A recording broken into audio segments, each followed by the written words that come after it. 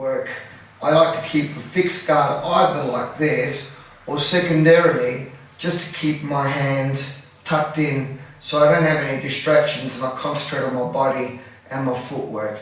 In this case, because I'm gesticulating and I'll be showing you, my hands will be a little bit freer, but keep that in mind when you're practicing on your own, okay? Now, what happens is, my footwork, obviously, I want to try and step into the center of his body, right? And so my footwork, I'll take off with my left leg. Now I want you to watch my right leg as this happens, right? So the step is like this, okay? I wind up, go back and watch. Alright, now you may be able to slow this down, okay? But it's very important that when I do it, my knees are slightly falling forward, alright? And I do the step. Now when I do the step, a common mistake that happens is that people will, to accommodate the forward step, they turn the foot inwards and then they go out, like so. That's a big no-no, and for two reasons. Alright, one, you're already giving him an information to say, hey look, I'm going to step forward or I'm going to do something. So that's already, giving some information which is valuable, okay? So I managed to, as I step forward, I managed to twist my leg, and as you can see, my foot turns anyway.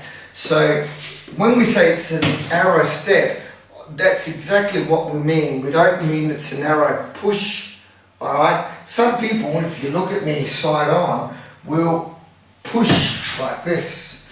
Or if they're in a rush and they want to get in, they'll really launch themselves. Whereas the step, alright, is simply like a step when we are walking. Now, because it's not easy to understand, when we look at arrow stepping, alright, there is a condition that you must take into consideration.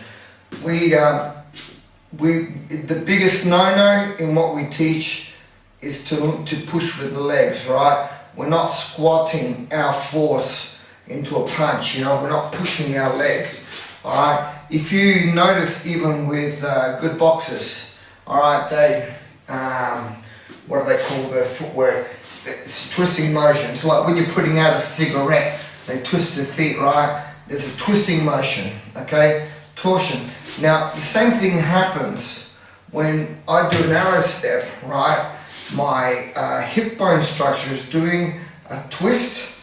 I come forward, and then my second leg, the rear leg, does a twist again, okay? So some people do this where they are with two lines of energy, so the feet are going towards the opponent. So you've got 2 feet going towards the opponent, and they leave the center open.